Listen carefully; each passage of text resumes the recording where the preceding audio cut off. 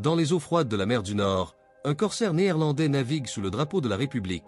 Son nom est Jean Janchon van Haarlem. Mais l'histoire ne se souviendra pas de lui comme d'un marchand ou d'un père. Pris prisonnier par des corsaires algériens en 1618, le destin de Jean aurait pu se terminer dans les chaînes. Mais cet homme, rusé et visionnaire, ne résista pas. Il s'est embrassé. Il se convertit à l'islam. Jean Janzoun devint Mourad Res le Jeune. N'étant plus seulement un captif, il s'éleva parmi les rangs des corsaires, commandant des flottes qui terrorisaient aussi bien la Méditerranée que l'Atlantique. Des côtes d'Espagne aux rivages d'Islande, la colère de Murat n'avait pas de frontières. En 1627, sa flotte atteignit jusqu'à l'Islande, les seules incursions musulmanes jamais enregistrées là-bas. Mais la conquête ne suffisait pas. Dans la République de Salé, une utopie pirate sur la côte marocaine, il devint amiral en chef et dirigeant de facto, un corsaire européen devenu africain, un chrétien devenu un chef de guerre musulman. Jean, désormais Mourad Res, ne retourna jamais aux Pays-Bas.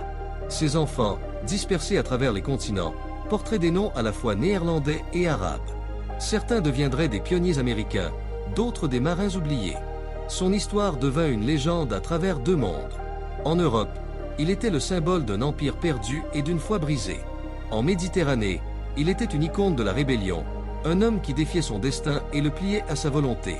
Le nom de Mourad Res résonnait dans les tavernes et les marchés, murmuré avec admiration et peur. Bien qu'il ne fût jamais roi, son empire fut bâti sur les ruines des autres, alimenté par des raids audacieux, des manœuvres politiques, et une vision de la liberté qui floutait les lignes de la nationalité et de la religion. L'histoire se souvient des rois et des conquérants. Mais Mourad Res était quelque chose de plus rare. Un homme qui a franchi les frontières des nations, des croyances et des identités, et a réécrit son destin sur la mer.